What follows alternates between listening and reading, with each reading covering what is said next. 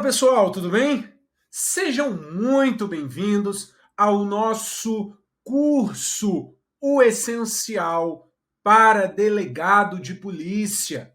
Prazer, meu nome é Bruno Betti, sou professor de Direito Administrativo, sou procurador do Estado de São Paulo e vou estar aqui com você nesse nosso O Essencial para Delegado de Polícia Civil, no que tange a matéria Direito Administrativo. Meus amigos, para mim é um prazer e uma honra muito grande estar aqui com vocês, que estudam para delegado, que estão aqui no Dedicação Delta, perfeito?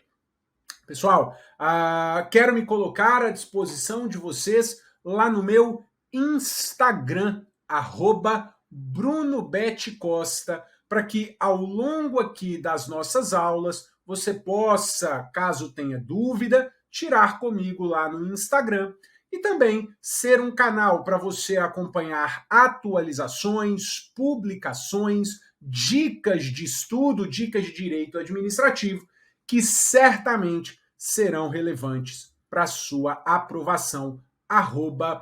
@BrunoBetCosta. Vai ser um prazer poder contribuir nessa sua caminhada. Pessoal, nós teremos aqui, ao longo desse nosso curso, 14 horas para tratarmos de direito administrativo. É uma carga horária muito boa em que nós vamos conseguir falar de bastante coisa relevante para os concursos de delegado. Perfeito? E eu não quero te enrolar. Eu já quero, inclusive, começar o nosso curso e vou começar esse nosso primeiro encontro com uma das matérias mais relevantes do direito administrativo para os concursos de delegado, a matéria atos administrativos. Abra aí o seu caderno, abra aí o seu material, coloque o título Atos Administrativos. E vamos começar? Vamos lá, pessoal. Trago aqui para você o nosso primeiro ponto, o conceito de atos administrativos. Anote aí para mim que ato administrativo é uma declaração de vontade do Estado ou de quem lhe faça, às vezes, inferior à lei e no intuito de cumpri-la.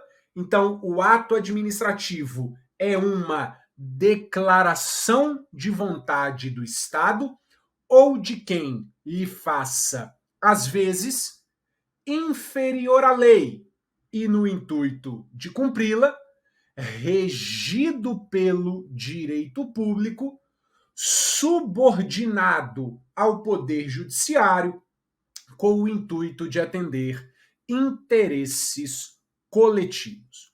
Com o intuito de atender a interesses coletivos. Então, para você pegar o conceito de ato administrativo, ato é uma declaração de vontade do Estado ou de quem lhe faça, às vezes, inferior à lei e no intuito de cumpri-la, regido pelo direito público, subordinado ao poder judiciário, com o intuito de atender interesse coletivo. Vem cá, pessoal, deixa eu te explicar esse conceito de ato.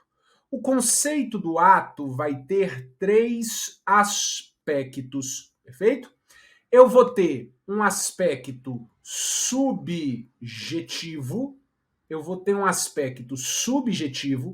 um aspecto formal e um aspecto objetivo do conceito de ato administrativo.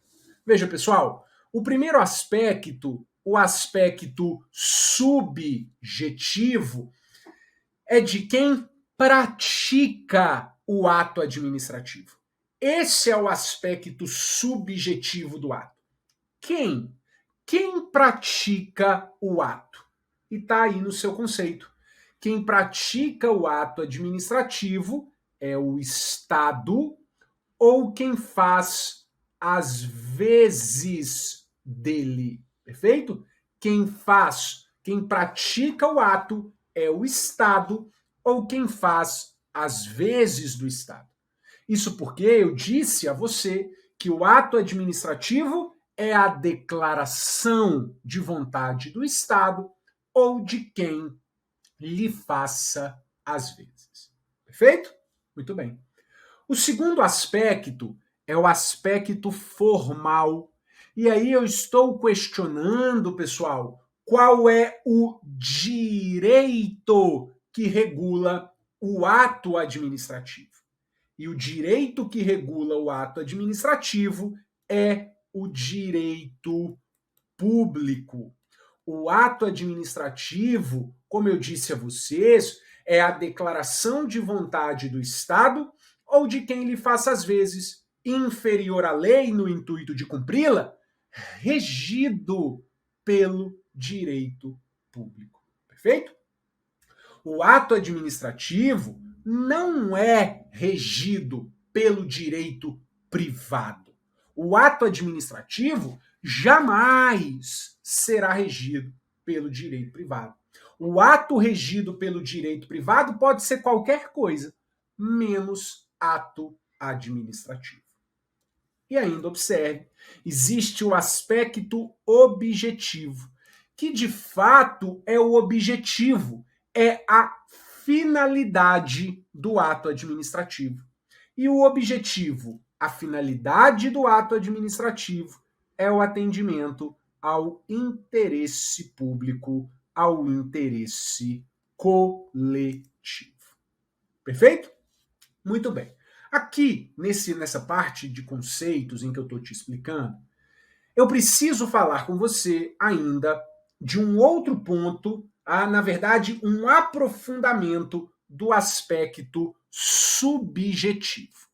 Veja, pessoal, eu disse a você que o ato administrativo é a declaração de vontade do Estado ou de quem lhe faça às vezes, ou de quem lhe represente. Quem?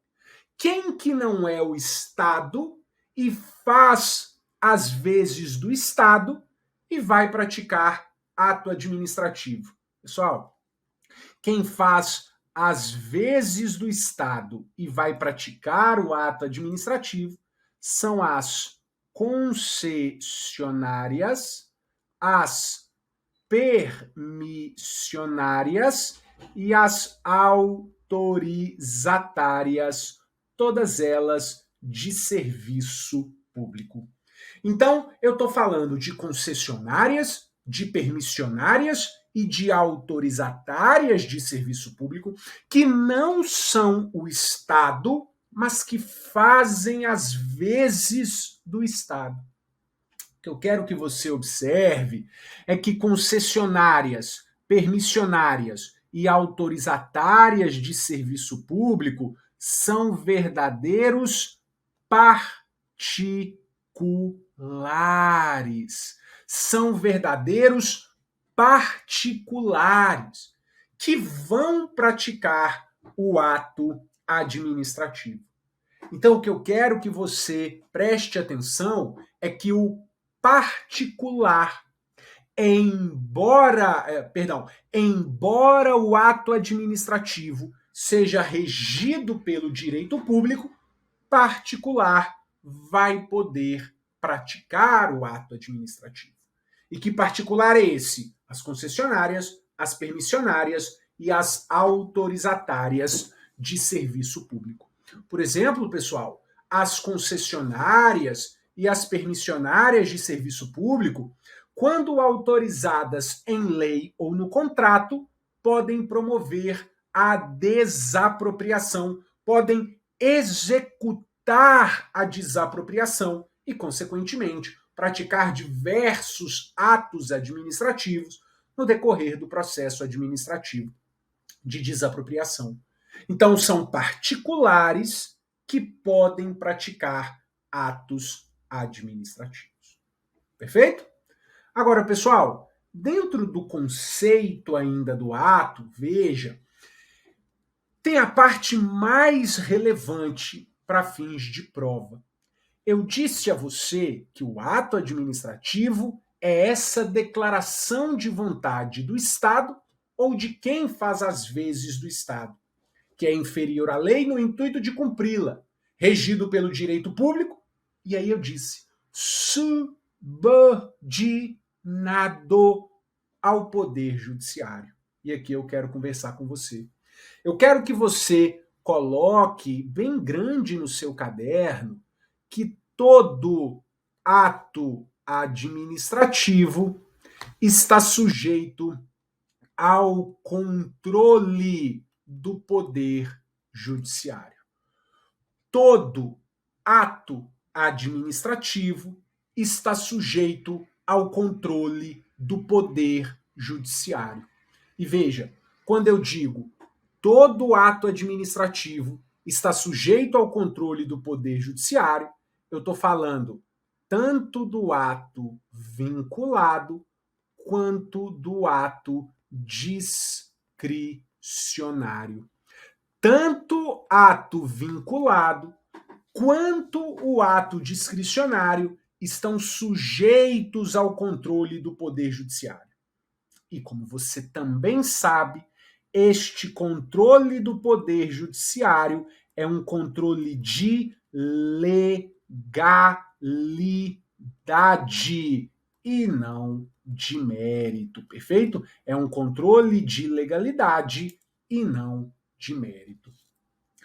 Todo ato administrativo, não importa se é um ato vinculado, não importa se é um ato discricionário, todo ato está sujeito ao controle de legalidade do Poder Judiciário.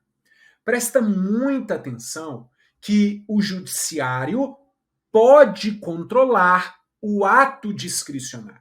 Repito para você, o Judiciário pode controlar o ato discricionário, no que tange aos aspectos de legalidade, perfeito? O que o Judiciário não faz no ato discricionário é a análise de mérito.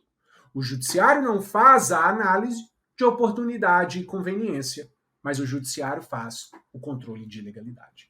Isso é sempre questionado em prova, é sempre pontuado e você não pode errar. Feito? Muito bem. Seguindo aqui, pessoal, trago agora para você o nosso tópico número 2, em que a gente passa a estudar a discricionariedade e a vinculação.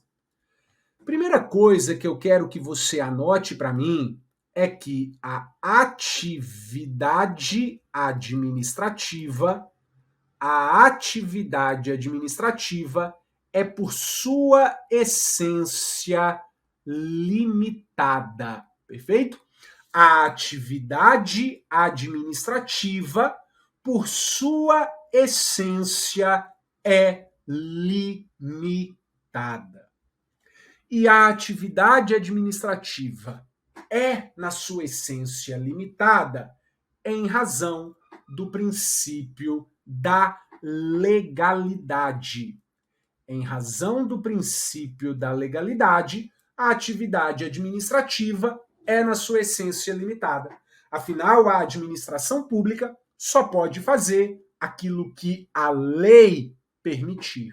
Não pode a administração pública fazer algo que não esteja autorizado em lei. Então, pelo simples fato disso, a atividade administrativa é limitada. Ocorre que em determinados momentos a atividade administrativa será mais limitada, haverá momentos em que a atividade administrativa será menos limitada. E aí observe o seguinte: quando a atividade administrativa for mais limitada, quando a atividade administrativa for mais limitada, eu vou falar que existe a vinculação. A vinculação, meus amigos, o administrador público não tem liberdade de atuação. Ele tem que seguir estritamente a lei, sem qualquer margem de atuação, sem qualquer liberdade, margem de liberdade para atuação. Em outras palavras, o particular que cumprir os requisitos para a prática de um ato vinculado passa a ter direito à prática do ato. Preste atenção. Na vinculação, a atividade administrativa é basicamente um cumprimento das ordens legais. De modo que o particular que cumpra todos os requisitos para a prática de um ato vinculado passa a ter direito à sua prática. O particular passa a ter direito à prática de um ato vinculado. Não há margem de atuação, não há liberdade para o gestor público atuar. O que eu chamo a atenção, pessoal, é que não há que se falar em vinculação absoluta. Não há que se falar em vinculação absoluta. Isso porque o administrador, o gestor, terá uma liberdade temporal para a prática do ato. Dentro do prazo que ele possui, o administrador público terá uma liberdade de atuação. Quero dizer, candidatos aprovados dentro do número de vagas de um concurso. Por regra, eles têm direito subjetivo à nomeação, que pode ocorrer dentro do prazo de validade do concurso. A nomeação vai ser um ato vinculado, não havendo algo excepcional, extraordinário, grave, superveniente, o sujeito vai ter direito à nomeação. É ato vinculado. Mas quando ocorrerá essa nomeação? Dentro do prazo de validade do concurso, o gestor tem a liberdade de proceder à nomeação. Feito? Veja, pessoal, por outro lado, a atividade administrativa pode ser menos limitada. A atividade administrativa pode ser menos limitada. E aí, nesse caso, eu vou falar de discricionariedade. Quando a atividade administrativa for menos limitada, eu vou falar em discricionariedade, em que o gestor tem uma liberdade de atuação.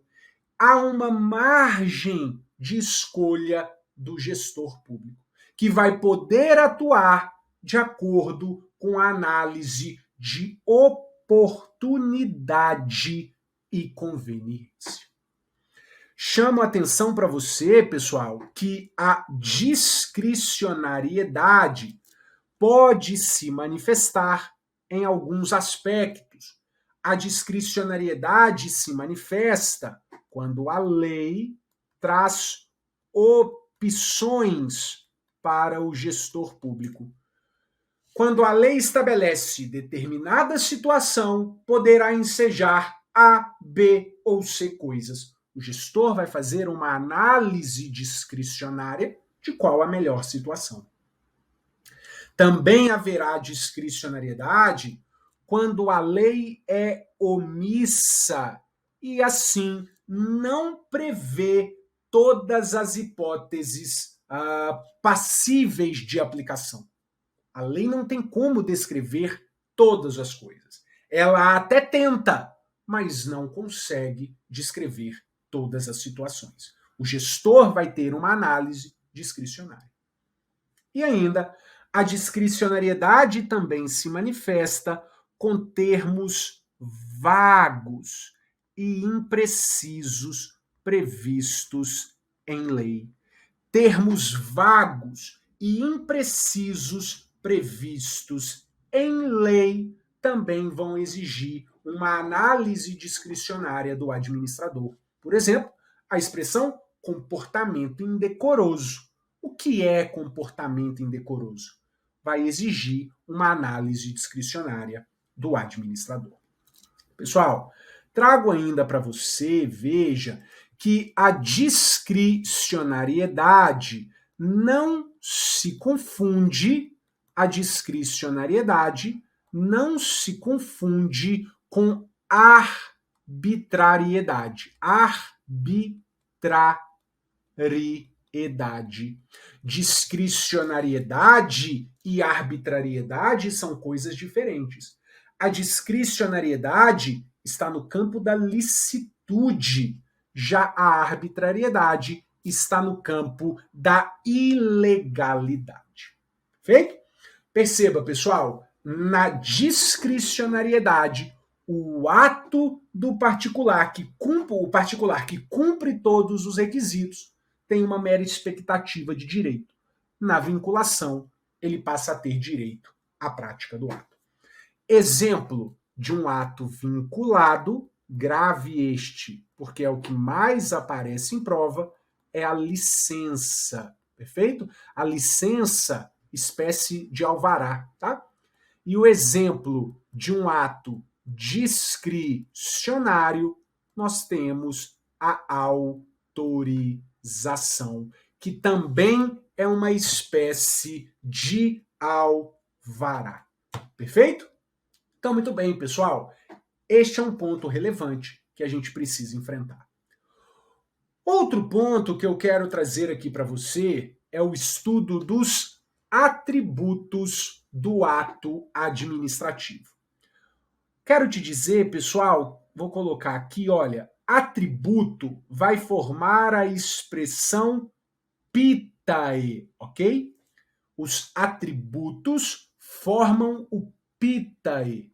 E o que é o pitae? É a presunção de legitimidade e veracidade, a imperatividade, a tipicidade, a autoexecutoriedade e a exigibilidade. Pitae, presunção de legitimidade e veracidade, imperatividade, tipicidade, autoexecutoriedade e exigibilidade. Aqui no nosso curso, nós vamos passar em 3 deles. Nós vamos passar na presunção de legitimidade e veracidade, na imperatividade e na autoexecutoriedade, que são os mais relevantes, os que mais caem em prova.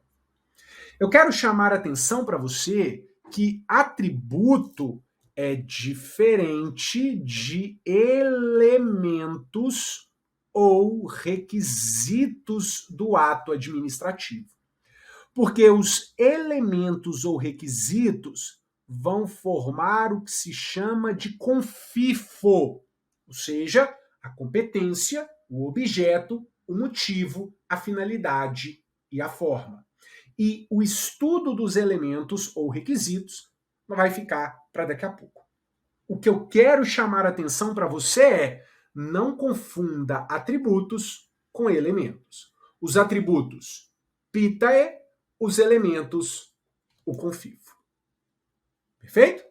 Vamos começar? A gente vai estudar primeiro o atributo da presunção de legitimidade e veracidade. Perfeito? Pessoal, anote para mim que a presunção de legitimidade e veracidade decorre a chamada fé pública. Da presunção de legitimidade e veracidade decorre a chamada fé pública. Isso é um ponto relevante. Vem cá. Presunção de legitimidade é a conformidade do ato com a lei. Pela presunção de legitimidade, presume-se que o ato praticado está de acordo com a lei. É a conformidade do ato com a lei. Presume-se que o ato praticado está de acordo com a lei. Por outro lado, a presunção de veracidade está relacionada aos fatos. Os fatos que ensejaram a prática do ato administrativo, os fatos que ensejaram a prática do ato administrativo presumem-se verdadeiros. Presunção de legitimidade e veracidade é a conformidade do ato com a lei, presume-se que o ato foi praticado nos termos da lei e que os fatos que ensejaram a prática do ato são verdadeiros. Chama atenção para você, pessoal, que essa presunção de legitimidade e veracidade é uma presunção relativa, ou também chamada de iuris tantum. Em outras palavras, a presunção não é absoluta ou iuri et de iure. A presunção do ato não é absoluta, não é iuri et de iure. É uma presunção relativa iuris tantum. Ou seja, é aquela que admite prova em contrário. A presunção de legitimidade e veracidade é uma presunção relativa, aquela que admite prova em contrário. Ainda digo para você que haverá uma inversão do ônus de prova. Perfeito? Veja, a presunção de legitimidade e veracidade gera uma inversão do ônus de prova. Aqui eu quero te chamar a atenção, fazer uma óbice com você. Grande parte da doutrina diz, e a professora Maria Silvia capitaneia essa grande parte da doutrina, diz que o que vai gerar a inversão do ônus de prova é a presunção de veracidade, porque faz-se prova de fatos e não da lei, porque a lei o juiz conhece. Então, para parte da doutrina, é errado dizer que a presunção de legitimidade inverte o ônus de prova. Na sua prova, você tem que ter cuidado com esse ponto. Você tem que ter cuidado, analisar as assertivas e verificar se existe qual a melhor resposta. A presunção de veracidade inverte o ônus de prova. Para a maioria da doutrina, para grande parte da doutrina, a presunção de veracidade inverte. Para outra grande parte da doutrina, presunção de legitimidade e veracidade invertem o ônus de prova. Cuidado com a leitura da questão para você perceber qual é a melhor resposta. Pessoal, observe essa frasezinha para a gente fechar esse nosso primeiro bloco. Veja, um ato administrativo, ainda que ilegal, produzirá seus regulares efeitos, como se válido fosse, até a declaração de ilegalidade e a consequente retirada do mundo jurídico. Essa é uma afirmativa verdadeira, é uma afirmativa correta que de fato está relacionada à presunção de legitimidade e veracidade. É em decorrência da presunção de legitimidade e veracidade que um ato, ainda que ilegal, produzirá seus regulares efeitos, como se válido fosse. Agora sim, para fechar, anote aí que este atributo, presunção de legitimidade e veracidade, é o único atributo presente em todos os atos administrativos. Presunção de legitimidade e veracidade é o único atributo presente em todos os atos administrativos. Perfeito? E agora a gente entra no atributo da imperatividade. O atributo da imperatividade, que também ganha o nome de coercibilidade, que também ganha o nome de poder extroverso. Coercibilidade, poder extroverso. Tudo a mesma coisa. O que é essa imperatividade, coercibilidade? Anota aí para mim. É o atributo por meio do qual o ato administrativo será praticado independentemente de concordância do destinatário, do particular do ato administrativo. A imperatividade é o atributo por meio do qual o ato administrativo será praticado independentemente de concordância, de autorização do particular, do destinatário do ato administrativo. Anota, pessoal, que é pelo atributo da imperatividade que a administração vai poder impor de maneira unilateral obrigações aos particulares. É pelo atributo da imperatividade que a administração vai poder impor aos particulares obrigações de maneira unilateral, porque independe da concordância do particular. Anota, pessoal, que a imperatividade é a regra. A imperatividade é a regra no ato administrativo. Agora, exceção, nós vamos ter ato sem imperatividade. Excepcionalmente, nós teremos ato sem imperatividade. E o ato sem imperatividade ganha um nome. São os chamados atos de consentimento. Veja, pessoal, ato de consentir, ato de consentir, ato de consentimento. Aquele no qual o particular precisa manifestar a sua vontade. O particular precisa manifestar a sua intenção. Então veja que a imperatividade é o atributo por meio do qual um ato administrativo será praticado independentemente da concordância do destinatário do particular. A administração impõe de maneira unilateral obrigações ao particular. A imperatividade é a regra, mas não está presente em todos os atos. Não está presente nos chamados atos de consentimento. Como o próprio nome diz, consentir, consentimento. Aqueles que o particular tem que proceder o consentimento, tem que manifestar também a sua vontade. Esses atos de consentimento, que também podem ganhar o nome de atos negociais, são atos sem imperatividade.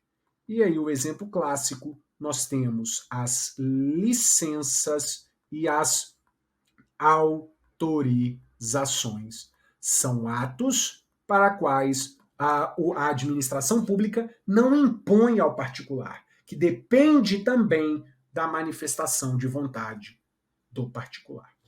Simples. Essa é a imperatividade. Sem grandes problemas, muito tranquilo, quando cai em prova, é bem fácil. Chama atenção para você agora na autoexecutoriedade. Preste muita atenção. Nós acabamos de estudar a imperatividade. E a imperatividade é o atributo pelo qual o ato poderá ser praticado independentemente da concordância, da autorização do destinatário do ato. Já a autoexecutoriedade é o atributo, anota, é o atributo por meio do qual o ato será praticado independentemente da concordância, da autorização do poder judiciário. A autoexecutoriedade estabelece que o ato administrativo poderá ser praticado independentemente da concordância do poder judiciário. Anota para mim, pessoal, que a autoexecutoriedade, veja, tem por objetivo salvaguardar com rapidez, e eficácia o interesse público. Tem por objetivo salvaguardar com rapidez e eficácia o interesse público. Porque independe de autorização do Poder Judiciário. Anota, pessoal, que a autoexecutoriedade é a regra. A autoexecutoriedade é a regra porque vai estar presente nos casos previstos em lei e ainda nas situações, nas medidas de urgência. A regra é que o ato administrativo seja autoexecutório. Agora, anota para mim, exceção é ato sem autoexecutoriedade. Ato sem autoexecutoriedade. E o exemplo clássico de ato sem autoexecutoriedade, nós vamos ter a cobrança de multa. A cobrança de multa é o exemplo clássico de um ato sem autoexecutoriedade. Pessoal, observe, vem cá comigo, ainda sobre a autoexecutoriedade. Presta muita atenção que a autoexecutoriedade não impede o controle do Poder Judiciário. A autoexecutoriedade não impede o controle do Poder Judiciário. Não impede mesmo. São coisas diferentes. A autoexecutoriedade é para o ato ser praticado. E para o ato ser praticado, independe de autorização do Poder Judiciário. Agora, veja, após a prática do ato, a autoexecutoriedade não impede o controle do Poder Judiciário, que vai ser um controle posterior à prática do ato. A autoexecutoriedade não impede o controle do Poder Judiciário, que é um controle posterior. Feito? Chama atenção para você que a autoexecutoriedade, para uma parte da doutrina, pode ser dividida em duas. Pode ser dividida na executoriedade, e na exigibilidade. De modo que a executoriedade seriam os meios diretos de coerção. A executoriedade seriam os meios diretos de coerção, ao passo que a exigibilidade seriam os meios indiretos de coerção. Perfeito? Muito bem. Autoexecutoriedade. Chego com você agora nos elementos do ato administrativo. Encerro os atributos e inicio os elementos. Os elementos ou requisitos do ato administrativo. Pessoal, elementos ou requisitos formam o confifo. A competência, o objeto, o motivo, a finalidade e a forma. que não se confundem com os atributos. Presunção de legitimidade e veracidade, imperatividade, tipicidade, autoexecutoriedade e exigibilidade. Aqui, no nosso estudo de elementos ou requisitos, nós também vamos estudar três, os três que mais caem: a competência, o motivo e a finalidade. Vamos lá? Trago para você, primeiro, a competência, pessoal. Anote para mim aí em competência, coloque letra A, o conceito de competência. Anote para mim que a competência é a atribuição dada pela lei ao agente público para a prática de um ato administrativo. Competência é a atribuição dada pela lei ao agente público para a prática de um ato administrativo. Quando a gente diz que um agente público é competente ou é incompetente, nós estamos dizendo que a lei deu a atribuição ou não àquele agente.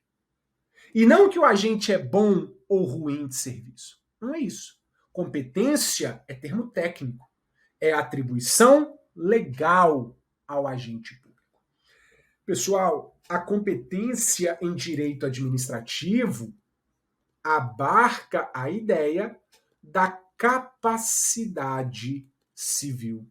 A competência abarca a ideia da capacidade civil. O agente público, para ser competente, precisa ter a capacidade civil. Perfeito?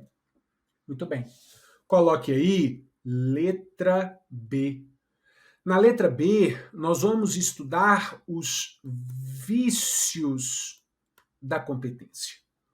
Ponto extremamente relevante, ok? Vamos lá. Vícios da competência. Coloque para mim B.1. O primeiro vício da competência é exatamente o excesso de poder. O primeiro vício da competência é o excesso de poder. Pessoal, no excesso de poder, o agente público tem competência para a prática de um ato, mas acaba praticando o ato para o qual não tem competência. No excesso de poder, o agente público tem competência para a prática de um ato, mas acaba praticando o ato para o qual não tem competência, indo além daquilo que ele poderia fazer. Por isso, excesso de poder. O agente pratica ato para o qual não possui competência. Pessoal, o excesso de poder, como regra, é um vício sanável. O excesso de poder, como regra, é passível de ser convalidado. E aí eu chamo a atenção para você que essa convalidação pode ser obrigatória, será, né? Obrigatória. Essa convalidação poderá ser facultativa. A convalidação será obrigatória quando nós estivermos diante de um ato vinculado. Por outro lado, a convalidação será facultativa quando nós estivermos diante de um ato discricionário. Então veja, pessoal, quando nós estivermos diante de um ato vinculado, em que o único problema é a prática por uma autoridade que não possui competência, a convalidação será obrigatória. Por outro lado, quando nós estivermos diante de um ato discricionário, em que o único problema é a competência, é a autoridade que praticou o ato, a convalidação poderá acontecer ou não. Agora, veja que quando nós estivermos diante, e aí a exceção, de matérias de competência exclusiva, matérias de competência exclusiva, a convalidação é vedada. Quando nós estivermos diante de um ato cuja competência é exclusiva, nós estamos diante de uma convalidação que é vedada. Perfeito? Primeiro vício do ato, excesso de poder. Caminho com você. Chego no nosso segundo vício do ato administrativo, o B.2, em que nós vamos estudar a função de fato. Perfeito? O segundo vício do ato administrativo é a função de fato. Pessoal, função de fato, anota, o agente que pratica o ato possui competência. O agente que pratica o ato possui competência. Porém, há um vício, há uma irregularidade na sua investidura. O agente que pratica o ato possui competência. Porém, há um vício, há uma irregularidade na sua investidura.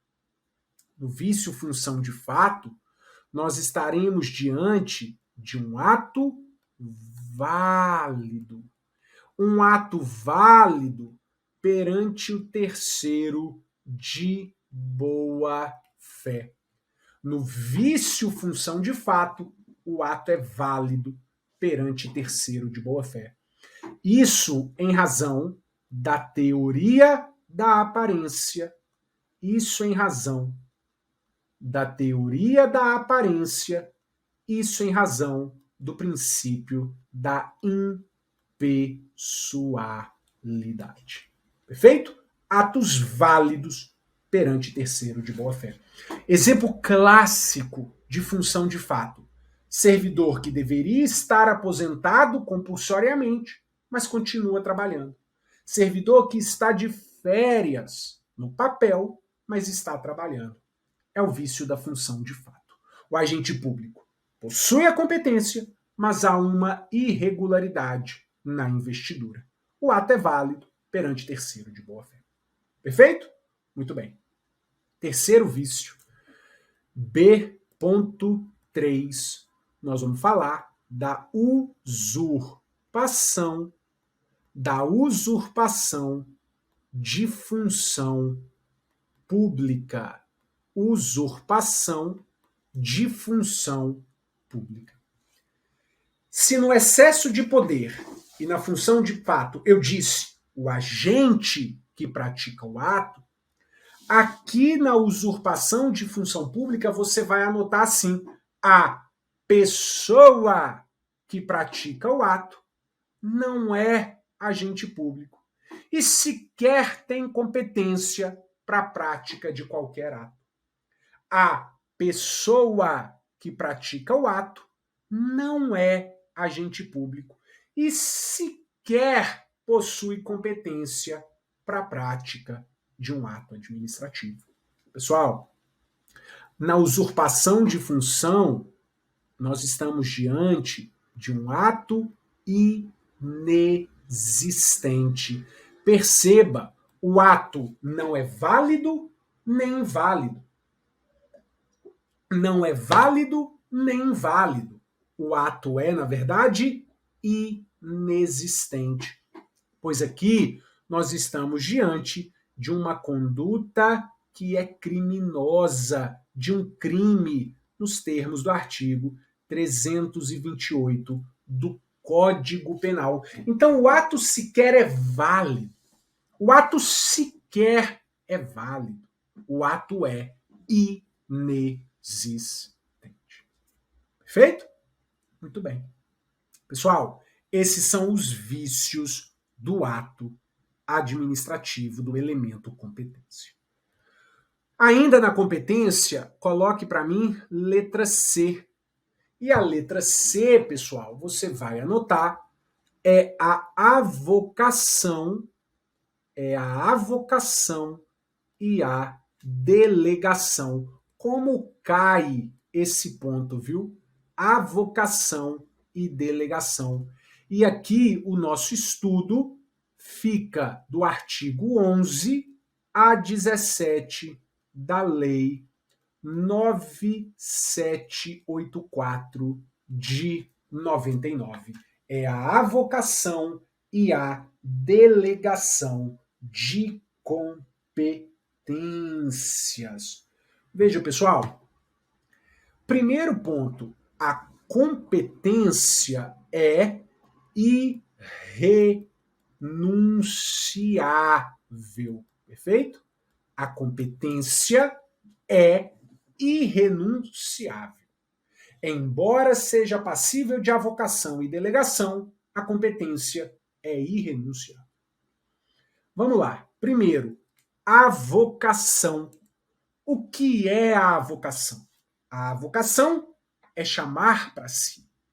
É o ato do hierárquico superior que chama para si a atribuição do seu subordinado. A vocação é o ato do hierárquico superior que chama para si a atribuição do seu subordinado. Então, a avocação, necessariamente, é isso aqui, hierárquico superior que chama a atribuição do seu subordinado. Já a delegação é o ato em que uma autoridade transfere a outra a sua competência, ainda que entre elas não haja hierarquia. A delegação é o ato em que uma autoridade transfere a outra a sua competência, ainda que entre elas não haja hierarquia. Pessoal, na delegação eu posso ter esse fenômeno. Olha, o hierárquico superior delegando para o seu subordinado, ou entre autoridades de mesma hierarquia. De modo, então, que a avocação só pode ser vertical, a avocação só pode ser vertical, e a delegação pode ser tanto vertical quanto horizontal.